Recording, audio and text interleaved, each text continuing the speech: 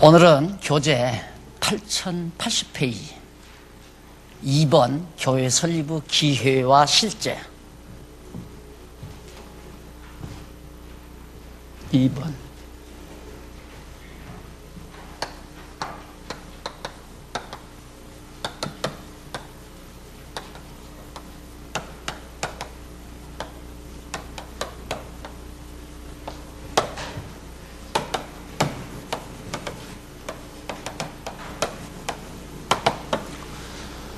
오늘 공부할 내용, 이제 사도행전 마무리가 됩니다. 결론 부분, 사도행전에 대한 결론 부분도 나오고요. 그래서 기회와 실제 문제를 다루는데 그 내용의, 이 내용에 대한 25장과 28장 내용에 대한 구약적 근거가 있는데 그게 밑에서부터 네 번째 줄 나오죠. 여호와 하나님께서는 다윗으로 그 소리가 온 땅에 통하고 그 말씀이 세계 끝까지 이르도다. 하나님의 복음의 말씀이 땅 끝까지 이른다는 사실을 시편에서 벌써 다윗이 시편에서 예언을 했잖아요. 시편도 사실은 예언입니다. 장차 그리스도 시대에 이루어질 예언.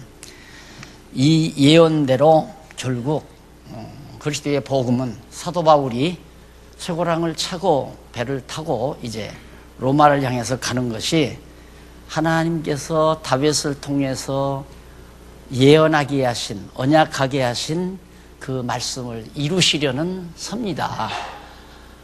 그러니까 지난번 우리가 공부했듯이 로마 사람들도, 로마 제국도 하나님은 이용하시고 또 바울을 죽이려고 반대하는 세력도 유대인들이죠. 그 사람들도 다 이용해서 일을 시켜요. 하나님의 일을 시키는 거죠. 그 하나님의 일이 뭐냐면 땅끝까지 복음이 증거되게 하기 위해서 다윗을 죄수의 몸으로, 죄 없는 다윗을 죄수의 몸으로 쇠고랑을 채워서 가이사랴에서 이탈리아, 로마로 하나님께서 호송하는 그런 내용이 바로 25장과 28장에 나타납니다. 그러니까 여기 교회 설립하는 것은 앞부분에서 로마 교회 설립이죠. 로마 교회 설립 경위. 그러니까 여기서 교회 한 것은 로마 교회입니다. 로마 교회의 로마 교회 설립의 기회와 실제. 어떻게 하나님께서는 로마 교회가 설립되도록 기회를 마련하시고 실제로 어떤 방법으로 로마 교회가 세워지는가, 그 부분만 여러분들이 확인하면 돼요. 하나님께서는 로마 교회를 세워가시는데 어떤 기회를 포착하게 하시고 그리고 어떤 방법으로 구체적으로 실제적으로 로마 교회를 세워가시는가, 이 내용에 대한 결론을. 그러면 첫 번째는 그 기회에 대한 얘기예요. 하나님께서 로마 교회를 설립하도록 어떻게 기회를 마련하시는가, 이 대목이 바로 한쪽 가로 1번 항소를 통한 로마 확정.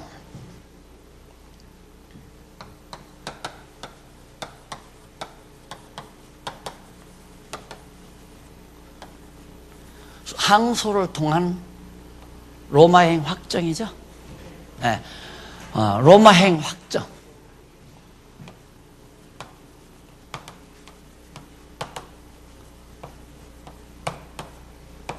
25장에서 26장까지. 참 놀랍죠. 바울이 죄 없이 계속 이제 쫓기고 고발당하고 재판 자리에 서고 그러니까 무죄하잖아요. 무죄하니까 할 수 없이 나는 로마에 있는 카이사 황제에게 항소하겠다. 그러니까 대법원까지 가겠다. 요즘 우리말로 말하면 대법원까지 가겠다. 그래서 항소를 하니까 할 수 없이 로마 시민권을 가지고 있는 바울이 로마로 갈 수밖에 없잖아요. 항소했으니까 황제에게, 로마 황제에게 재판받으러 로마에 갈 수밖에 없는, 그래서 그 로마행이 확정이 돼요. 이것이 설립의 기회입니다. 로마 교회가 설립되는 기회. 참 영광스럽게 막 프랑카트 쏘치고 로마에서 우리 바울 사도 환영합니다. 로마 입성 환영하고 수만 군중들이 나와서 환호하고 할렐루야 찬송을 부르고 그리고 영접해서 로마 교회가 세워지면 얼마나 좋겠어요. 하나님 그렇게 안 하신다 이 말. 몰려요. 끝없이 죄 없는 바울을 죄인으로 정죄하는 이유는 너희가 십자가에 못 박아 죽인 예수가 얼마 전 예수가 죽었는데 십자가에 못 박아 죽었지 않느냐. 그 예수가 3일 만에 살아나셨다. 내가 봤다. 다메섹 도상에서 그분을 봤다. 그 말 한다고 그렇게 바울을 미워서 유대인들이 죽이려고 한다 이 말입니다. 그렇게 참말을 하면 악의에 찬 사람들은 참말을 하는 사람을 죽이려고 들어요. 왜? 자기가 불의하니까 진실한 말은 해로운 거죠. 그래서 못하게 하기 위해서 그걸 막으려고. 그래서 항소를 통해서 로마행이 확정되는 내용이 25장과 26장인데 거기 역시 보면 중요한 요절이 중요한 근거가 하나 있는데 81페이지 요 근거 잘 봐두십시오. 81페이지 밑에서부터 여섯째 줄 앞부분에 보시면 이렇게 중요한 내용들이기 때문에 교제하는 거예요. 교제를 안 보면 안 돼. 그렇다고 해서 여러분들이 다 일일이 필기해 줄 수 없잖아요, 시간상. 그래서 밑에서 여섯째 줄 앞부분에 보시면 성경 구절 바로 뒤에 바울이 가이사랴에 있을 때 밤에 주께서 담대하라며 예루살렘에서 그리스도 사건을 증거하는 것 같이 어디에서도 로마에서도 증거해야 할 것을 언약하도록 섭리하셨습니다. 그것이 사도행전 23장 지난번 배웠죠. 가이사랴에 있을 때 너 담대하라. 너 예루살렘에서 복음을 증거한 것처럼 로마에 가서도 복음을 증거해야 하리라. 하나님의 계획이 하나님의 작정 섭리가 이미 정해져 있어요. 그러니까 바울은 틀림없이 로마로 가게 되어 있어요. 로마로 가는 과정이 어떻게 기회가 포착되는가, 로마로 향하는 기회가 어떻게 해서 마련이 되는가. 죄 없는 바울을 죽이려는 유대인들이 막 생사결단하고 달겨들라고 그러잖아요. 그래서 밤에 몰래 예루살렘에서 가이사랴로 병사들이 270명 마병과 보병들이 동원해서 바울을 호송해서 가이사랴로 왔단 말입니다. 거기까지 온 거예요. 가이사랴에 이제 와가지고 또 고발을 하니까 이제 총독이 바뀌었는데 총독이 바뀌어가지고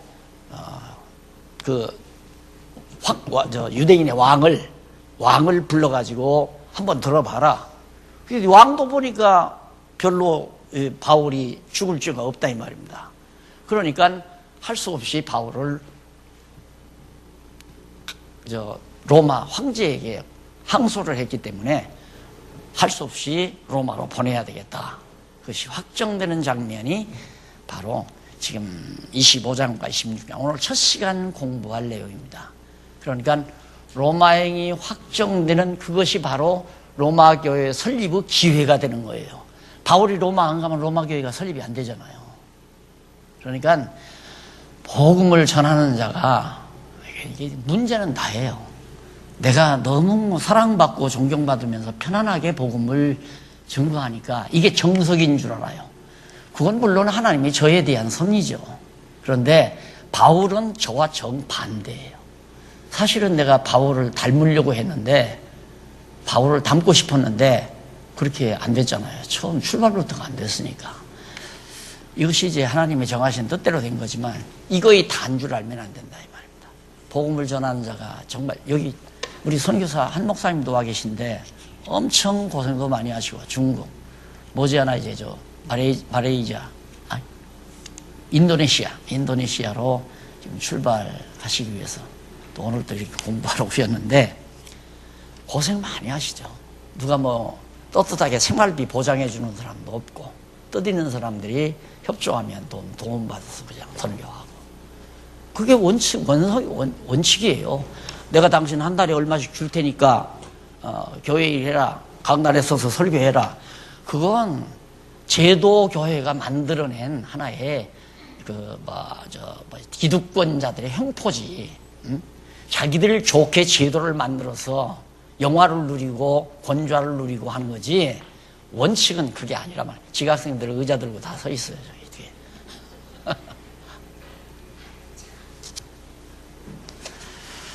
자, 그 성경 사도행전 23장 11절 내용을 염두에 두시면서 하나님께서는, 그러니까 바울이 에베소에서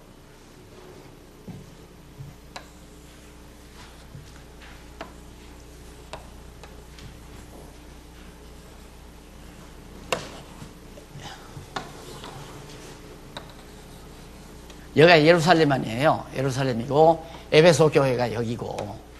그런데 바울이 마지막에 여기 가이사랴로 이쪽으로 이제 예루살렘에 오려고 했을 때 밑에서 이제 에베소 교회 안 들리고 밑에서 장로들을 불러서 만나요. 만나가지고 하니까 에베소에서 온 사람 가운데 바울 당신 가면 예루살렘에서 엄청난 핍박이 온다. 죽이려고 하는 사람도 있다. 가지 마십시오.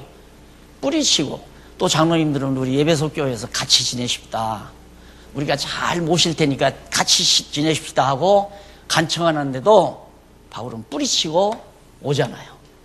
왔는데 이 가이사랴에 오니까 또 그래요. 바울 당신 예루살렘에 가면 결사대들이 다 죽이려고 하는 결사대들이 가지 마십시오. 근데 밤에 주께서 바울 곁에 나타나서 여기 갔어요. 갔는데 진짜 예언대로 막 죽이려는 사람 있잖아요. 그게 다시 가이사랴로 왔잖아요, 바울이. 그런데 이때 바울에게 주께서 말씀하시는, 너 예루살렘에서 예수 그리스도를 증거한 것 같이 로마는 여기 아닙니까?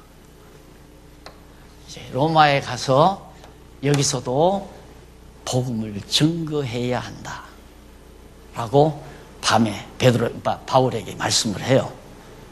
그것이 바로 지금 아까 말씀드린 23장 11절에 나오는 말씀이에요. 그 말씀대로 지금 가이사랴에서 로마로 향하는 항소를 통한 로마행이 확정됐다. 그러니까 이런 제목 하나를 봤을 때 모든 사도행전 고에 관계된 내용들이 전부 다 함축돼서 제목이 이해돼야 된다 이 말이에요. 그러니까 여러분들의 공부는 또 한 번 강조합니다.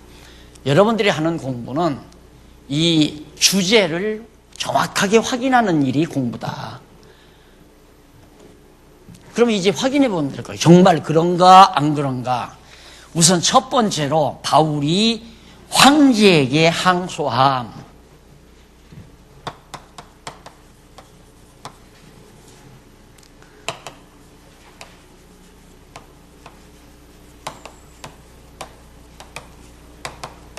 (25장에) 얘기하죠.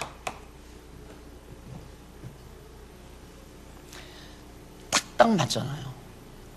바울이 황제에게 항소함. 이게 항소를 통한 로마행 확정. 두 번째는 로마행이 확정되는 내용이 나오겠죠. 그래서 이 제목이 정확하고 맞다. 따라서 이것이 로마 교회 설립의 호기회, 아주 좋은 찬스가 와지게 되는 거죠. 이게 하나님이 모두 다 섭리해 가는 것이다. 나도 이렇게 가르치면서도 막상 복잡한 일이 앞에 딱 부딪히면요, 자꾸 인간적인 생각이 앞설 때가 많아요. 그러면 이제 머리가 아프거든요. 그럼 다시 인간적 생각. 내가 왜 이렇게 머리가 아픈가? 모든 일 지금 하나님의 정하신 뜻대로 잘 돼가는 것만은 틀림이 없는데 내가 왜 이렇게 머리가 아픈가? 이렇게 자신을 추스리지 않고는 안 돼요. 그래서 말씀의 힘이 강하다는 얘기입니다. 말씀의 힘이 좋다는 얘기고요. 놀랍잖아요. 얼마나 놀라워요. 그러면 이제 확인해 보면 돼요. 거기서도 거기에 이제 무슨 얘기가 나오냐면 근거 가운데 중간쯤 보면 일찍이 여호와 하나님께서 나오죠. 거기서 두 번째 하나님께서 에레미야 선지자로 방백들에게 매를 맞고 감옥에 갇히도록 섭리하셨다. 누가? 에레미야 선지자가 예언하고 매 맞고 감옥에 갇혔잖아요. 에레미야 20장에 보면 37장 15절에 보면. 근데 뿐만 아니라 예수님이 제자들에게 예수님 자신의 이름을 인하여 핍박을 받고 회당과 옥에 넘겨져 임금들과 관장들 앞에 끌려가게 될 것을 언약하도록 섭리했다. 누가 여호와 하나님께서 예수 그리스도로 하여금. 그러니까 바울이 지금 황제, 이거 왕 아니에요? 임금 아니에요? 로마의 임금이거든요. 바울이 로마 황제 앞에 설 수 있는 기회가 딱 되어지잖아요. 그 예수님이 말씀하신 내용이 그대로 이루어지는 거예요. 이런 사실을 성경에서 확인하고 나면 아무리 항우장사라도 이걸 깨닫게 되면 마음의 평안을 안 가질래 안 가질 수가 없어요. 그럴 거 아니에요. 야, 어떻게 이렇게 정확하게 예수님 살아생전에 이제 너 제자들이 복음을 위하여 임금과 관장들에게 끌려가서 그들 앞에 서게 된다.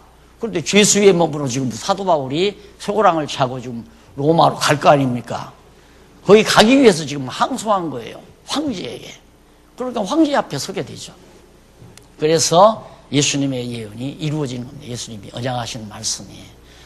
그러니까 되어지는 모든 일들을 사람의 생각대로 된다고 하지 마십시오.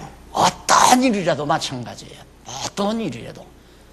세상에 죄 없는 바울을 쇠고랑 채워서 끌고 다니는 그런 일도 그렇게 안 했으면 바울이 어떻게 황제 앞에 서요? 그리고 로마에 가서 어떻게 복음을 전해요? 로마 교회가 또 어떻게 설립이 돼요? 안 되잖아요. 하나님이 그렇게 당신 뜻을 이루기 위해서 죄 없는 바울이 쇠고랑을 차게 되고 쇠고랑을 차는 바울은 바로 황제에게 항소를 하게 해요. 로마 황제에게. 그래서 여기서 지금 가이사랴 여기서 그러거든요. 여기 이제 예루살렘이고 가이사랴고. 여기다 항소하니까 여기 벨리스 총독이 여기 가이사랴 총독이 바울의 항소를 듣고 할 수 없이 이제 그러면 뭐 여기로 가는 수밖에 없지 않느냐. 그래서 배 태워서 바울을 보내게 되는 겁니다. 사실 여기까지만 내가 얘기해도 다 사도행전 28장에 다 강의한 거예요. 그 핵심만 여러분들이 놓치지 말고 그냥 성경 읽어가면 돼요. 한번 해볼까요? 읽어가면 이해가 되나 안 되나. 25장 1절로 12절 보십시다. 12절 보면 송사 후 바울이 베스도에게 변호하고 가이사에게 항소함. 맞죠? 베스도는 가이사 총독이에요. 로마 총독. 그러니까 황제 가이사가 베스도를 가이사랴 총독으로 파송한 거란 말입니다. 베스도가 도임한 지 1절, 25장 1절 보세요. 베스도가 도임한 지 3일 후에 가이사랴에서 예루살렘으로 올라가니 대제사장들과 이제 베스도는 그러니까 이 총독이 바뀌어요. 가이사랴 총독이. 그래 베스도가 막 도입한 지 3일밖에 안 됐는데 예루살렘으로 일단 가야 되잖아요. 예루살렘이 유대 수도니까. 그래 예루살렘으로 올라가니까 대제사장들과 유대인 중 높은 사람들이 바울을 고소할세. 예루살렘으로 베스도 총독에게 올라가니까 여기가 아니라 여전히 사내들인 공회원들, 장로, 제사장들, 이 종교 지도자들이라는 게 그만큼 악랄합니다. 베스도 총독에게 또 말하는 거예요. 그럼 죽여야 된다고. 그러니까 베스도의 호의로 바울을 예루살렘으로 옮겨오려고. 그 이유는 로마 가이사 황제가 총독으로 보낸 베스도가 여기 왔어요. 왜? 그래도 유대 나라니까 유대 어른들을 찾아봐야 되잖아요. 유대 어른이 누구냐면 사내들인 공회원들이란 말입니다. 장로, 제사장들 이런 사람들, 바리새인들. 그러니까 여기 찾아보러 딱 갔더니만 머리 잘 썼어요. 필요 없어요. 머리 써봤겠죠. 이게 잔재주 쓰지 말라. 이렇게 하면 이렇게 되고 이렇게 하면 이렇게 되고 이렇게 해서 저놈 죽이자. 이거 다 쓸데없는 시예요. 베스도 총독에게 이 사람들이 뭐라고 그러냐면 좀 그 바울 이쪽으로 좀 데려오십시오. 다시 예루살렘으로 불러들이십시오. 이유는 만약에 불러들인다고만 하면 이 중간에 매복했다가 덮쳐서 그냥 바울 죽여버리려고. 그 계략을 짜고 하는데 베스도 하나님께서 그렇게 역사하시나요? 바울은 어디로 가야 돼요? 로마로 가야 되니까. 그래서 절대 그렇게 되지 않습니다. 이는 그 후에 길에 매복하였다가 그를 죽이고자 함이러라. 베스도가 대답하여 바울에게 대답하여 바울이 가이사랴에 구류된 것과 자기도 미국에 곧 이제 예루살렘을 떠나서 가이사랴로 간다 이거죠. 그걸 말하고 또 가로되 너희 중 유력한 자들은 나와 함께 내려가서 그 사람에게 만일 옳지 아니한 일이 있거든 송사하라 했다. 그러니까 베스도가 하나님께서 지혜를 준 거죠. 아니 바울을 데려올 게 아니라 나 곧 내려가니까 너희들 중에 좀 힘 있는 자, 잘난 사람이 있으면 나하고 같이 가서 바울이 무슨 죄가 있는가 내 앞에서 다 고발을 해라. 그리고 할 수 없이 데려갈 거 아니에요. 내려가게 돼요. 그래서 6절에 보면 베스도가 그들 가운데서 8일 혹은 10일을 지낸 후에 8, 9일 지낸 후죠. 가이사랴로 내려가서 이튿날 재판 자리에 앉고 바울을 데려오라 명하니 그가 나오매 예루살렘에서 내려온 유대인들이 불러 그 잘난 사람들 유대인들이 위대한 분들이 여러 가지 중대한 사건으로 송사하되 능히 증명하지 못하더라. 뭐 별소리 다 하는데 그것을 확정을 못해요. 왜? 근거가 없으니까. 그러니까 베스도가 바보입니까? 베스도가 가만히 보니까 아이고 뭐 근거 없는 말을 아무런 근거 없는 거짓말을 베스도가 듣고 그걸 재판할 리가 있습니까? 안 하죠. 자 그렇게 되니까 바울이 변명하여 그때 이제 바울이 변명할 기회를 주죠. 그러니까 언제나 막 그냥 뭐 송사하고 난리를 치면 반드시 피고자에게 변명할 기회를 주잖아요. 너 말해봐라. 사실이 그런가? 이게 바울이 변명하여 가로되 우리 유대인의 율법이나 성전이나 가이사에게나 내가 도무지 죄를 범하지 아니하였노라. 나는 아무 죄를 범하지 않았다. 하니 베스도가 유대인의 마음을 얻고자 하여 베스도가 총독이죠. 로마 총독. 유대인들의 마음을 얻어야 되잖아요. 자기가 이제 다스리려면 하여 바울더러 묻되 네가 예루살렘에서 올라가서 이 사건에 대하여 내 앞에서 신문을 받으려느냐? 야, 너 그러면 바울이 여기서 베소가 여기 바울하고 지금 재판하고 있잖아요. 너 그러면 나하고 같이 가서 예루살렘에 가서 신문 받겠느냐? 그 말은 그 여기에서 유력한 사람들이 요구를 했잖아요. 그러니까 그건 인기 얻으려고 그 얘기를 해요. 이게 정치인들이 다 하는 짓입니다. 인기 가지고 전부 자기 편 만들어가지고 세상을 뒤엎으려고 하는 그런 생각들을 많이 가지는 거거든요. 그러니까 베스도가 유대인들의 인기 얻으려고 그 발언을 딱 했어요. 그 발언이 얼마나 중요한가를 그 다음 보세요. 유대인들의 마음을 얻고죠. 예루살렘 올라가서 이 사건에 대하여 내 앞에서 신문을 받고자 하느냐. 그러니까 바울이 가로되 내가 가이사의 재판 자리 앞에 있었으니 마땅히 거기서 신문을 받을 것이라. 당신도 잘 아시는 바에 내가 유대인들에게 불의를 행한 일이 없나이다. 만일 내가 불의를 행하여 무슨 사죄를 범하였으면 죽기를 사양치 아니할 것이니 만일 이 사람들은 나를 송사하는 것이 다 사실이 아니면 누구든지 나를 그들에게 내어줄 수 없겠나이다. 내가 가이사에게 호소하노라 한다. 베스도가 배석자들과 상의하고 가로되 네가 가이사에게 호소하였으니 가이사에게 갈 것이라 아니라. 확정됐죠? 네? 그러니까 너 다시 예루살렘으로 가겠느냐? 그러니까 아니다. 나는 가이사에게 상소했으니까 난 가이사에게 가겠다. 그러니까 할 말 있어요? 그래서 로마로 가는 일이 확정이 되는 거예요. 로마의 확정. 누구 뜻대로 돼요? 아무리 잔재주를 쓰고 계략을 짜고 온갖 생각을 다해서 꼽을 들여놓고 인간들이 조작을 해도 누구 뜻대로? 하나님의 뜻대로 된다는 거예요. 이게 안 믿어지면 예수 믿으나 마나, 교회 다니나 마나, 성경 공부 하나 마나. 안 그래요? 사람이 왜 골치가 아프냐면 잔재주 쓰려니까 골치 아프거든요. 이 머리는, 두뇌는 하나님이 어떻게 만들었냐면 그냥 온통 마음과 뜻과 생각을 다해서 여호와 하나님만 딱 생각하고 경외하고 의지하고 찬양하도록 머리를 그렇게 만들어 놨어요. 두뇌를, 생각을. 그런데 그걸 벗어나서 가장 꼬불꼬불 소록빌로 밤새껏 잔재주 쓰고 이 생각 저 생각하고 잠도 안 오고 머리만 지끈지끈 아프고, 그게 인간의 모습 아니에요.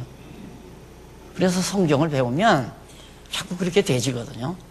복잡하게 잔재주를 쓰는 게 아니라 큰 뜻, 하나님이 원하시는 뜻이 뭔가, 하나님이 기뻐하시는 뜻이 뭔가를 생각하게 되고 그 뜻을 위해서 기도하게 되고 그건 확실히 이루어진다는 확신을 가지게 되고, 그래서 담대해지고 편안해지고 기쁨이 있고 확정되잖아요. 맞죠? 황제에게 항소함, 바울이 황제에게 항소함 25절에 25장 지금 25장 다 안 읽었는데 네 내용이 확실하잖아요. 그 다음에 봐도 마찬가지예요.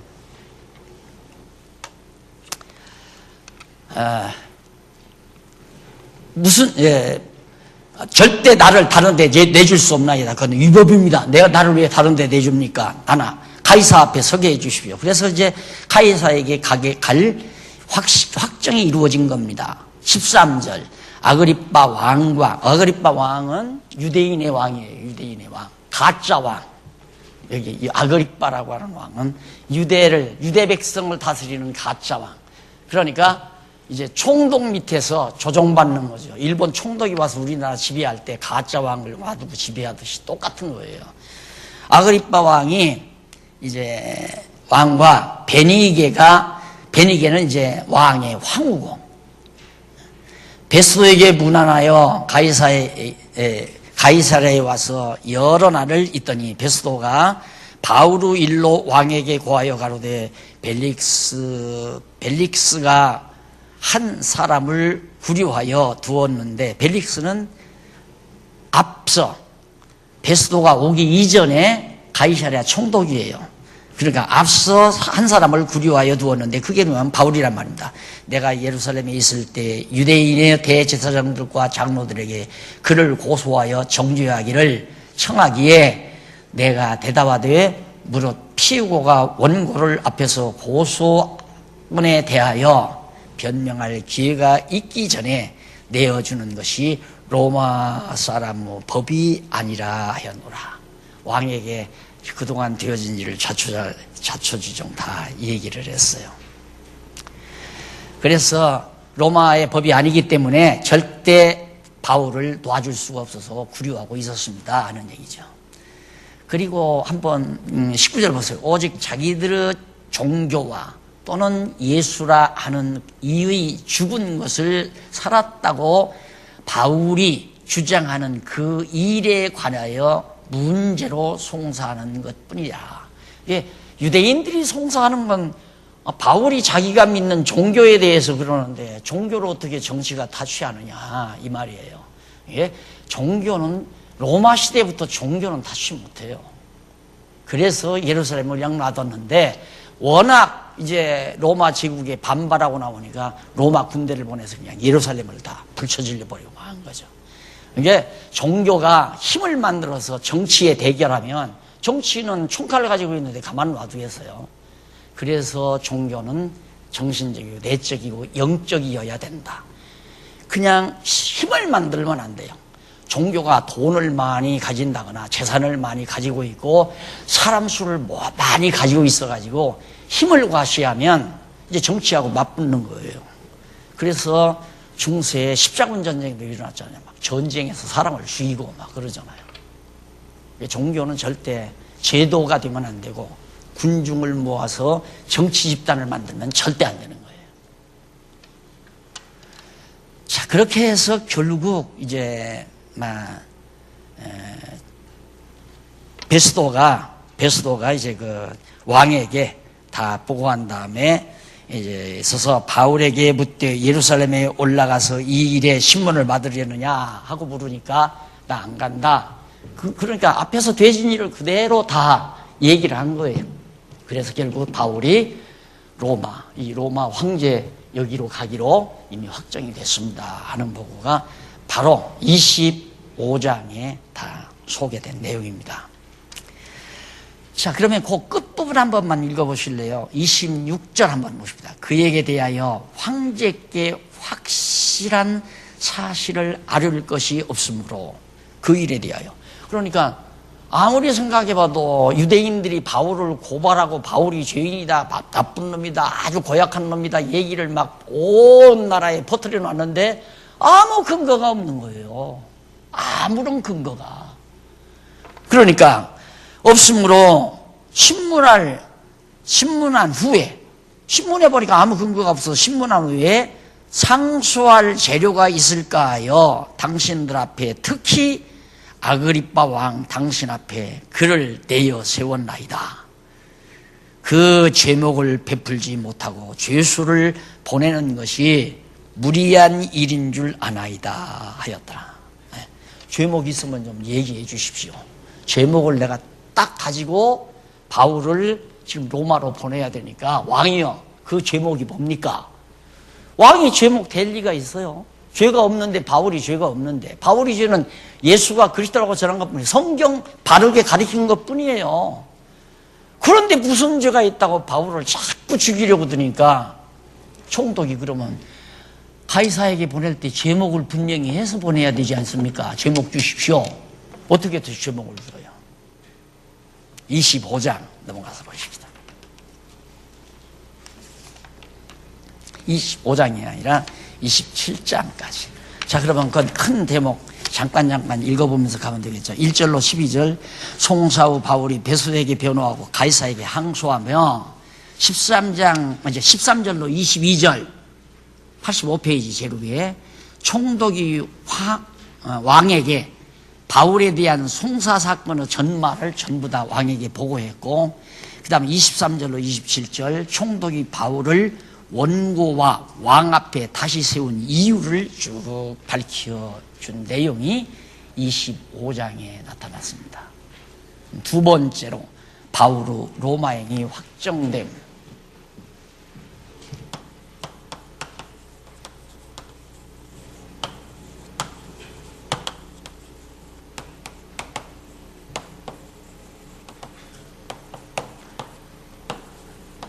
자, 이 제목을 딱 봤을 때 여러분들은 사도행전 몇 장? 23장 11절에 얼른 생각이 나야 돼요. 아, 너 예루살렘에서 복음을 증거한 것 같이 로마에서도 내가 복음을 증거하여야 하리라. 가이사랴에서 주께서, 그리스도께서 바울에게 나타나가지고 너 예루살렘에서도 복음 증거했잖아. 그런데 앞으로 로마에서도 증거하여야 하리라. 그게 사도행전 23장 11절에 나오는 얘기야. 그러니까 두 번째 제목, 딱 보면 그 생각 얼른 떠올라야 돼요. 그러니까 여러분 성경을 이렇게 정리해서 체계적으로 알면 강론집도 누구나 쓸 수 있어요. 한번 보세요. 거기 제목. 88페이지 중간쯤 보면 일찍이 나오죠? 근거가 나옵니다. 거기 나오는데 앞에서는 아까 말한 대로 다윗이 한 얘기가 나오고, 두 번째는 온 천하에 다니며 만민에게 복음을 전파하라. 마가복음 16장 15절 뿐만 아니라 바울이 가이사랴에 있을 때 밤에 나오죠. 밤에 담대하라며 예루살렘에서 그리스도 사건을 증거한 것 같이 로마에서도 증거해야 할 것이라고 언약하도록 섭리하신 내용. 사도행전 23장 11절이죠. 그 내용이 그대로, 자, 이 제목의 사실 근거입니다. 사실 근거가 찾으려면 구약도처럼 많이 나와요. 많이 나오는데 하나만 찾아도 이제 나머지는 많이 찾으려면 성경 사전 보고 비슷한 내용 다 골라 뽑으면 다 나와요. 그렇게 이제 강론집이 더 많아지죠. 더 두꺼워져. 그렇게 뭐 다 찾을 필요는 한 구절만 인용해도 아, 하나님의 뜻이 이루어지는 거구나 하는 걸 확실히 알 수 있으니까. 자, 그러면 26장 1절로 12절까지 거기도 로마행이 어떻게 확정이 되는가? 1절 한번 보십시다. 26장 1절. 아그리빠가, 이건 유대 왕이죠. 바울더러 이르되 너를 위하여 말하기를 네게 허락하노라. 너 여기서 한번 너 변명하는 걸 내가 허락한다 말해라 이 말. 아까 그 말했죠. 이 말도 얼른 그때 하나님께서 벌써 바울에게, 예수님께서 바울 제자들에게 너희가 임금과 관원들 앞에 서서 복음을 증거한다는 예언을 앞에서 근거 한번 확인했죠. 그대로 되시잖아요. 왕 앞에서 지금 말할 기회를 얻잖아요. 어떻게 죄수의 몸으로 쫓겨다니는 바울이, 이게 참 놀라운 사실이에요. 왕 앞에서 직접 말을 하다니, 왕 앞에서 변명을 할 수 있다니 말도 안 되는 얘기죠. 그런데 아그리빠 왕 앞에서 바울이 떳떳하게 자기 변명을 할 수 있게 된 거예요. 나는 요즘에 우리 한국교회 목사님들과의 관계에서 세상에 어떻게 이런 일들이 이렇게 일어날 수 있을까? 나 상상이 안 되는 일들이 이제 일어나고 있어요. 상상이 안 되는 일들이. 어제는 쉬는 날인데 약속도 안 하고 목사님이 대여섯 분이 쫓아와서 여기 와서 공부한다고 중간에 전화가 왔는데 아무도 박공기 강사도 안 나오고 나도 지금 딴 일 보러 다니는데 언제 강의를 해요? 그건 이유도 아니고 지금 나를 한국교회에 알린다니, 나를 알리지 말라. 박 목사 알리면 불리하다. 박 목사는 왜? 이단이라고 소문났으니까 불리하니까 성경신학 진리를 알려라, 진리를. 바로 그 말입니다. 가만히 좀 계세요, 날들어. 자기들이 다 알리겠다 이거예요. 한국교회도 다 성경신학 다 알리겠다 이거예요. 어떻게 이런 일이 생겨나요 그래? 이게 하나님이 하시는 일 아니에요?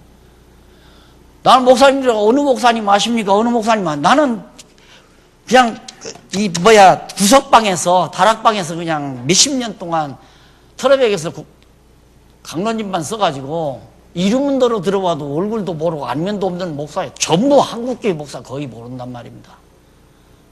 그런데 이렇게 몇 달 만에, 한 1년 만에 이렇게 확 사태가 바뀔 수가 있어요. 아니, 내가 못 알리고 있는데 자기네들이 한국교회에다가 성경신학 다 알리겠다 이거예요. 어떻게 알리나 조금만 기다려보세요. 참 기가 막히는 일들이 눈앞에서 자꾸 벌어지고 있잖아요. 바울이 어떻게 감히 아그리빠 왕 앞에 서서 자기가 변명할 수 있어요. 근데 그런 기회를 포착해서 바울이 쭉 변명을 하죠. 변명을 하는데 이건 안 읽어봐도 다 알아요. 아그리빠의 허락으로 소명 이전의 생활을 진술하죠. 소명 이전에 내가 얼마나 바리새파의 열정당원인 줄 아십니까? 정말 예수 믿는 사람 잡아 죽이려고 하고 그래서 다메섹까지 쫓아가서 공문을 받아가지고 잡아다가 끌어다가 다 죽이려고 이렇게 열성 부리던 납니다. 지금 그 얘기가 바로 12절까지 쫙 나오는 거예요. 그 얘기는 여러분 다 알잖아요. 읽으면 다 알아요. 그 다음 넘어가서 13절로 23절 바울이 소명 경위와 유대인의 고수 원인에 대해서 변호합니다. 당연하죠. 내가 그렇게 대단한 사람인데 소명 경위 어떻게 해서 내가 이처럼 예수의 제자가 되게 됐는가, 그걸 쭉 얘기해야 될 거 아닙니까? 다메섹으로 가서 예수 믿는 사람들 잡아다 죽이려고 공문을 가지고 쫓아가는데 다메섹 도상에서 사울아 사울아 하늘에서 음성이 들려왔습니다. 주여 어디십니까 하니까 나는 네가 핍박하는 예수라. 눈이 멀었습니다.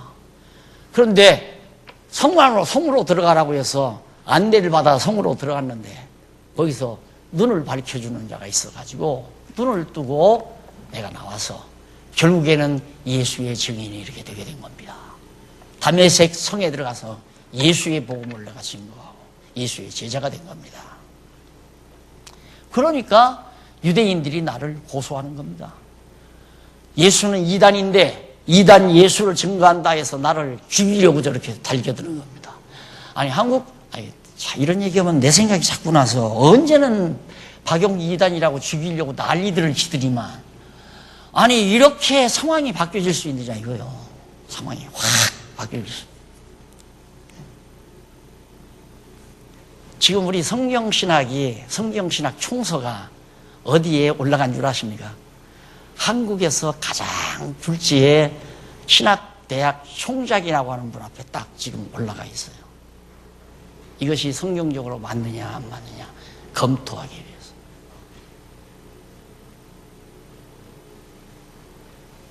제가 늘 하나님 말년에는 하나님 하시는 일 보고 살게 해주세요. 기도가 늘 그거라고 했잖아요. 근데 그냥 시시각각으로 보여요. 시시각각으로.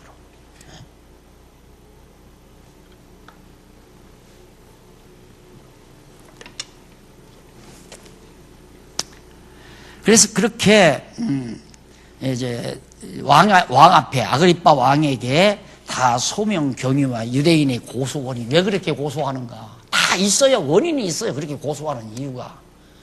남을 욕할 때는 남을 욕하는 이유가 있어요.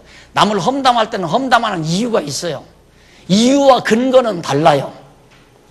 근거는 험담 그 자체의 확실한 사실 근거고, 이유는 남을 험담할 때는 자기 사업이 잘 안 된다거나, 오늘 아침에 부부싸움을 했다거나, 가정이 평안하지 못하거나, 주식 투자한 것이 주식값이 떨어졌다거나, 그렇게 자기 괴로움에 못 이겨서 남을 욕하고 남을 험담하고. 여러분 다 아시잖아요. 이런 거. 넘어갔어. 26장 24절로 32절. 여기 보면 변호를 들은 왕과 배석한 자들이 바울의 무죄를 결국 지금 왕도 인정하고 거기 배석한 모든 사람들도 진짜 바울 죄가 없구나 하고 인정을 하게 돼요.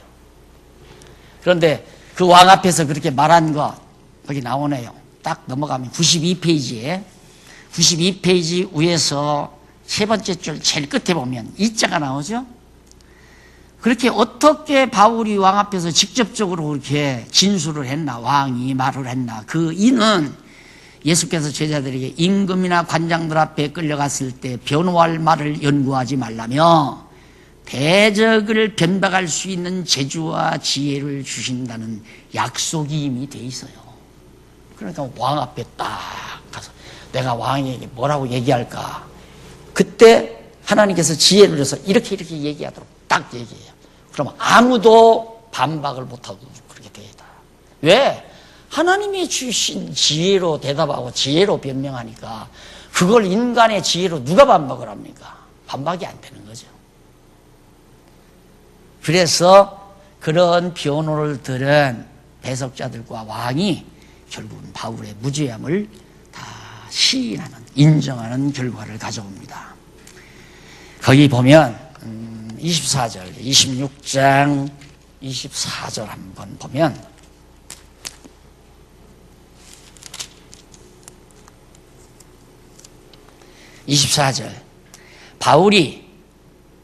바울이 이같이 변명하며 베스도가 크게 소리하여 가로되 바울아 네가 미쳤도다. 처음에는 막 바울을 미쳤다고 그러고 미쳤다.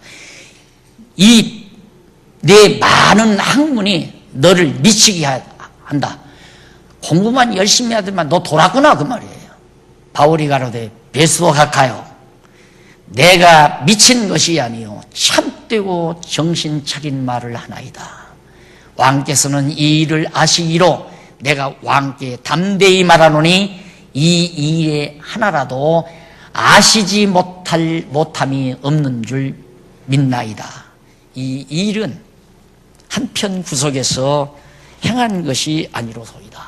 예수가 죽었다가 부활한 일이 어느 구석방에서 몰래 그렇게 음모를 꾸미듯이 어느 컴컴한 구석방에서 일어나는 게 아니라 천하가 다 알도록, 많은 사람이 알도록 다 일어난 사건입니다. 왕께서도 그거 알지 않습니까? 그러니까 꼼짝 못하고 인정을 하는 거죠. 야, 바울 정말 죄가 없다. 하나님의 말씀은 살았고 운동력이 있습니다. 차 한 잔 들고